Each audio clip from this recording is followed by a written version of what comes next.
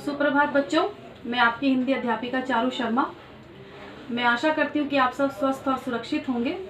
एक बात आपसे कहना चाहूँगी कि आपको सैटरडे को जो डाउट क्लासेस दी जा रही हैं, उसमें सुबह की जो मॉर्निंग क्लास होती है 8:45 पर, उसमें सिर्फ 7-8 स्टूडेंट्स ही ज्वाइन करते हैं।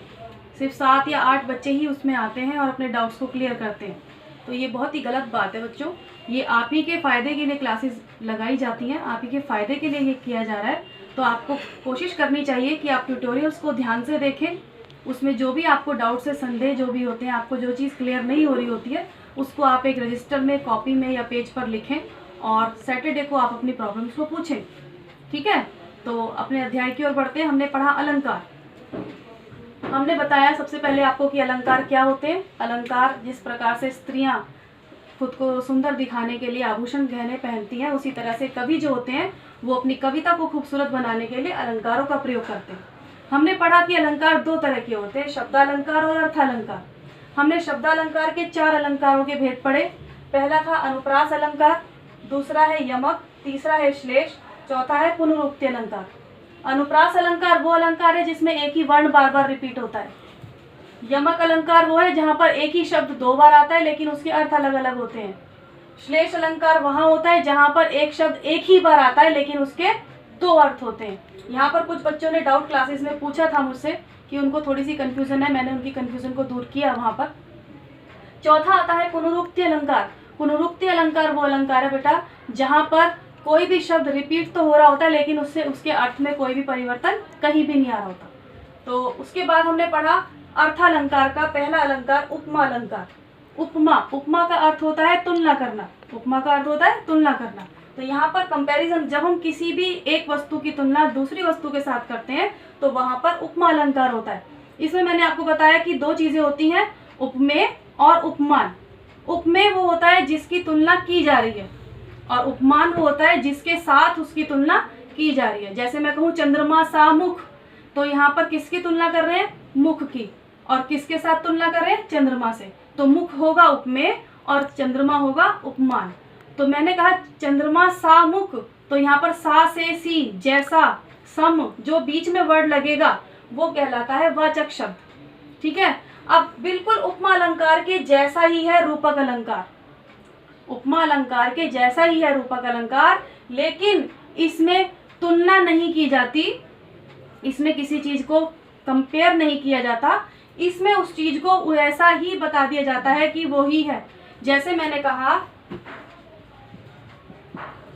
चंद्रमा सा मुख, ठीक है, तो ये क्या है? उपमा अलंकार, क्योंकि इसमें सा लगा हुआ है। मैंने मुख को कैसा बताया? चंद्रमा सा बताया। ठीक है, लेकिन अगर मैं कहूं चंद्रमुख, तो मैंने क्या बता दिया? मुख को ही क्या बता दिया? चंद्र। मुख को ही क्या बता दिया? चंद्र। मुख बिल्कुल चंद्र है। तो यानी यहाँ पर मैंने सा से सी हटा दिया, मैंने मुख को ही बिल्कुल चंद्र जैसा बना दिया।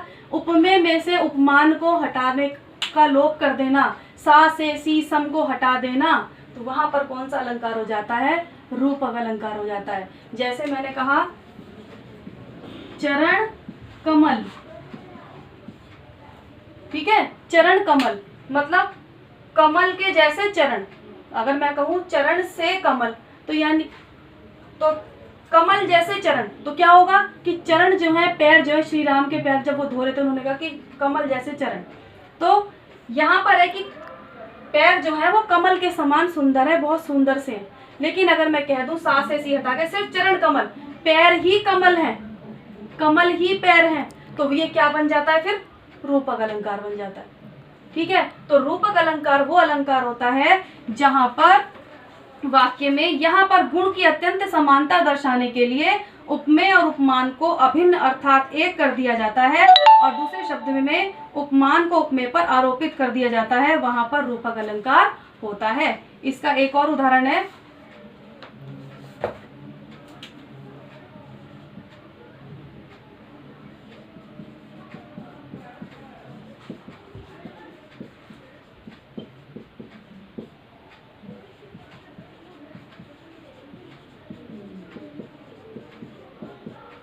पायो जी मैंने राम रतन धन पायो। ठीक है, तो राम के नाम को ही धन बता दिया कि मैंने राम के नाम का धन, मतलब ईश्वर का राम का जो नाम है उसको ही धन बता दिया। ये नहीं कहा कि राम के नाम सा धन, कि धन जैसा नाम मैंने कमा लिया, ऐसा नहीं।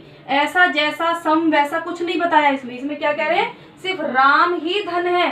राम का नाम ही किसके बराबर है, रतन के बराबर है और धन के बराबर है। यहाँ पर तुलना नहीं कर रहे, बराबर बता रहे हैं कि राम का नाम और धन जो है वो दोनों एक बराबर है। तो यहाँ पर क्या कर रहे हैं, तुलना करते हैं उपमा अलंकार में कि चंद्रमा जैसा मुख, जैसा चंद्रमा सुंदर है वैसा ही मुख सुंदर है, ठीक है।